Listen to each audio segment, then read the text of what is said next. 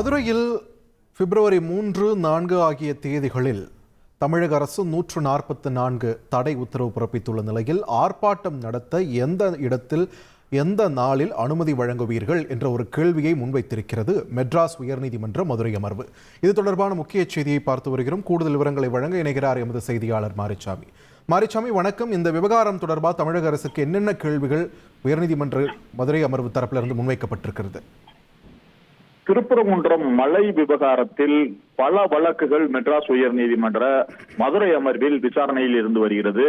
இந்த வழக்குகள், அதாவது போராட்டம் நடத்த அனுமதி வேண்டும், இந்து முன்னணி அமைப்பினர் போராட்டம் நடத்த அனுமதி வேண்டும் என்ற வழக்கு, அதுபோக 144 தடை உத்தரவு மதுரை மாவட்டத்தில் போடப்பட்டிருக்கிறது. இந்த 144 தடை உத்தரவை திரும்ப பெற வேண்டும் என கோரும் வழக்கு, அதுபோக இந்து அமைப்பினர்களை கைது செய்யக்கூடாது, பக்தர்களை கோவிலில் உள்ளே அனுமதிக்க வேண்டும், சாமி கும்பிட அனுமதிக்க வேண்டும் போன்ற பல வழக்குகள் விசாரணையில் இருந்து வரும் பொழுது மெட்ராஸ் உயர் நீதிமன்ற மதுரை அமர்வின் நீதிபதிகள் ஜெயச்சந்திரன், பூர்ணிமா ஆகியோர் அமர்வு முன்பு இன்று வழக்கு விசாரணைக்கு வந்தது. அப்பொழுது வழக்கை விசாரணைக்கு எடுத்துக்கொண்ட நீதிபதிகள், இந்து முன்னணி அமைப்பினர் போராட்டம் நடத்த இடம் கேட்கிறார்கள், ஆனால் 144 தடை உத்தரவு இருக்கிறது 3-4 தேதிகளில். அப்படி என்றால் எந்த இடத்தில் எந்த தேதியில் போராட்டம் நடத்த அனுமதி வழங்கப்படும் என தமிழக அரசிடம் விளக்கம் பெற்று தெரிவியுங்கள் என அரசு வழக்கறிஞருக்கு உத்தரவிட்டு வழக்கை உணவு இடைவேளைக்கு பின்பு 2:15 மணிக்கு விசாரிப்பதாக அறிவித்திருக்கிறார்கள் நீதிபதிகள்.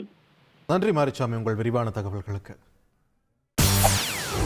செய்திகளை உடனுக்குடன் தெரிந்து கொள்ள உடனே சப்ஸ்கிரைப் பண்ணுங்க.